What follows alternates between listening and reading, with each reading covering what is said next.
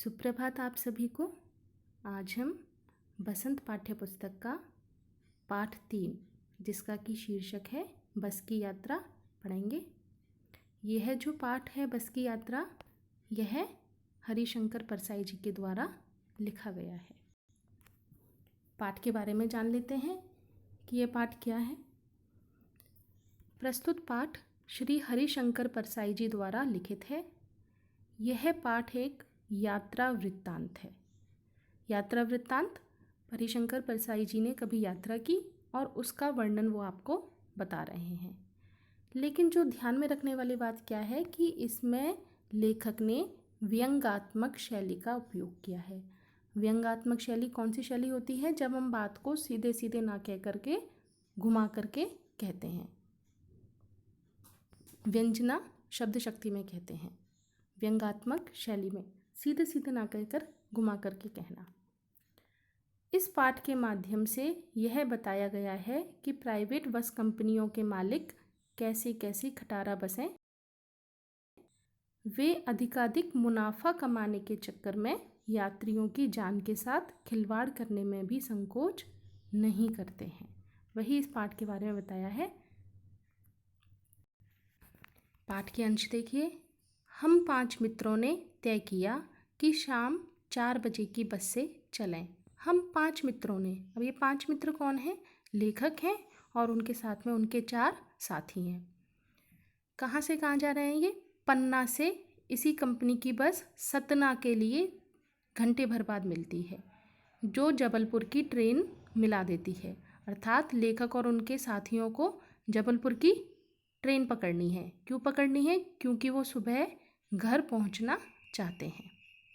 तो इसलिए वो क्या सोच रहे हैं कि हम शाम को बस से ही चले जाएं।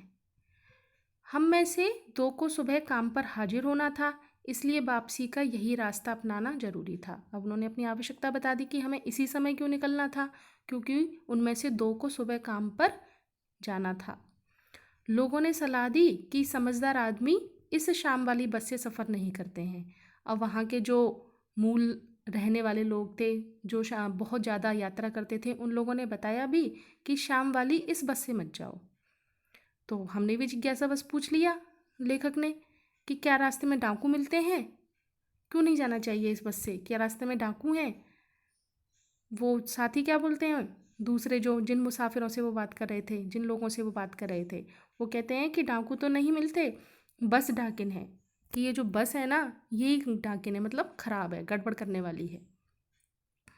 बस को देखा तो श्रद्धा उमड़ पड़ी।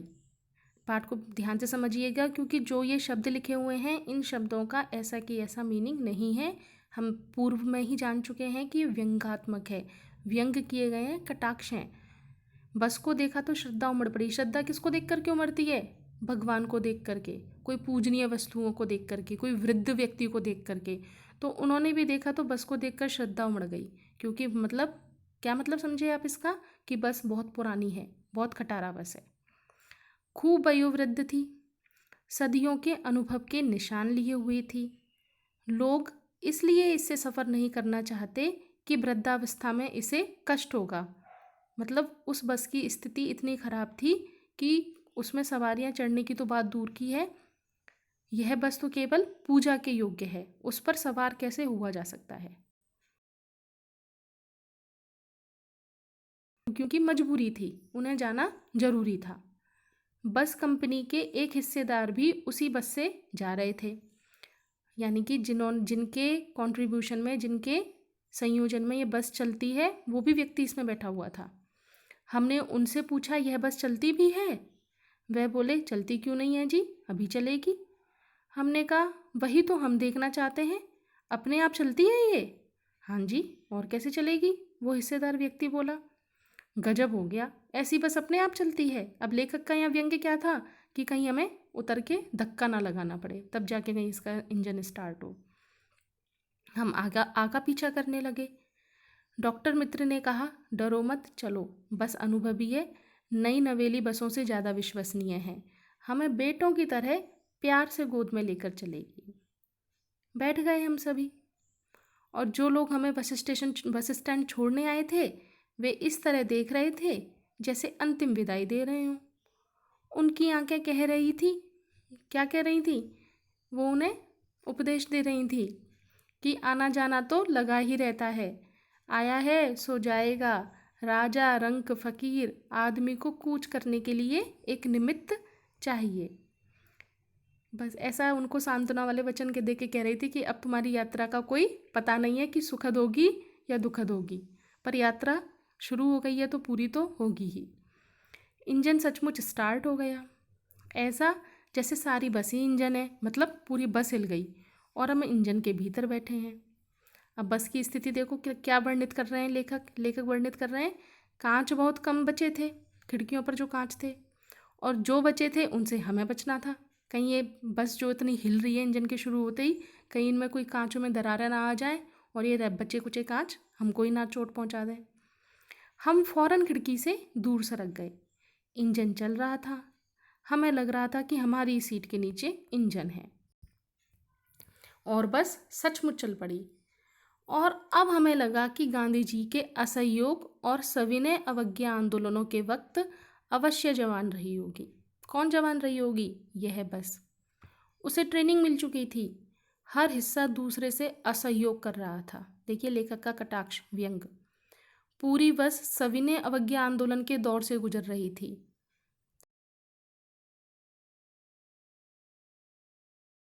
छोड़कर आगे निकल गई।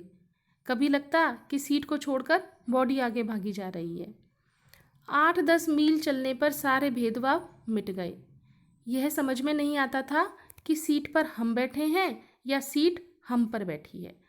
मतलब वो लोग इतना उछल कर रहे थे उस बस के अंदर, इतना उछल रहे थे बस चलने पर कि सब आगा पीछा दाएं बाएं, ना ब्रेक का पता ना कुछ, बस वो एक दूसरे के ऊपर आगे पीछे हुए जा रहे थे।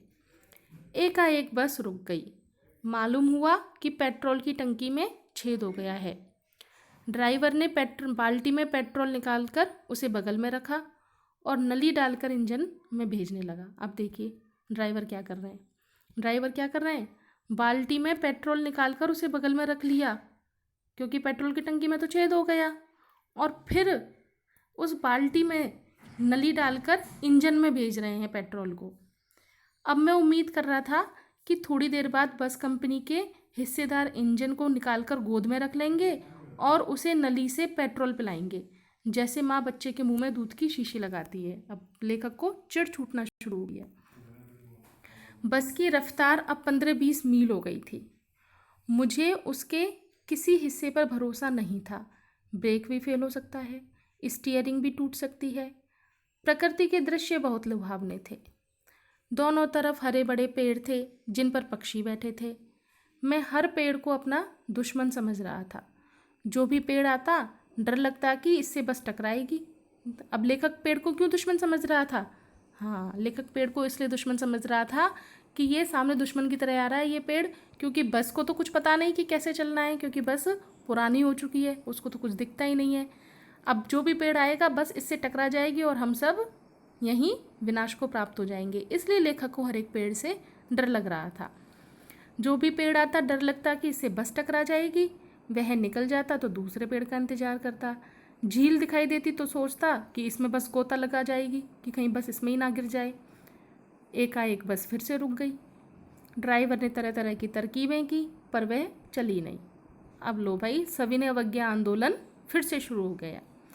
कंपनी के हिस्सेदार जो बस में बैठे हुए थे वो क्या कह रहे थे? बस तो फर्स्ट क्लास है जी, ये तो इत्तेफाक की बात है, कभी कभी तो बंद होती है। क्षीण चांदनी में वृक्षों की छाया के नीचे वह बस बड़ी ही दयनीय लग रही थी। ऐसा लग रहा था मानो कोई वृद्धा थक करके बैठ गई हो, और हमें ग्लानि हो रही थी कि बेचारी पर हम लद कर चले आ रहे हैं। अगर इसका प्राणांत हो गया तो इसी बियावान में हमें इसकी अंत्येष्टि करनी पड़ जाएगी। हिस्सेदार साहब ने इंजन खोला और कुछ सुधारा। बस आगे चली, उसकी चाल और कम हो गई।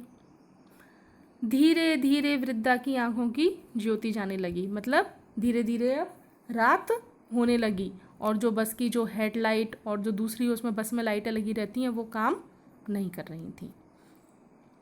चांदनी में रास्ता टटोल कर वह रेंग रही थी। रेंगना, धीरे धीरे सरकना। आगे या पीछे से कोई गाड़ी आती दिखती तो वह एकदम किनारे खड़ी हो जाती और कहती, निकल जाओ बेटी, अपनी तो वह उम्र ही नहीं रही। मतलब बस अपने आप को एक वृद्धा मान के पीछे और आगे से आने वाले वाहनों को एक तरफ से जाने का रास्ता दे देती।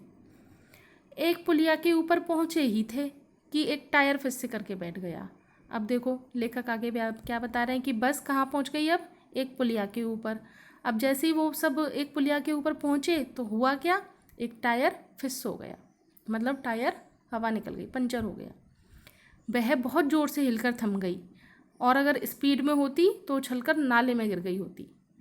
मैंने उस कंपनी के हिस्सेदार की तरफ पहली बार श्रद्धा भाव से देखा।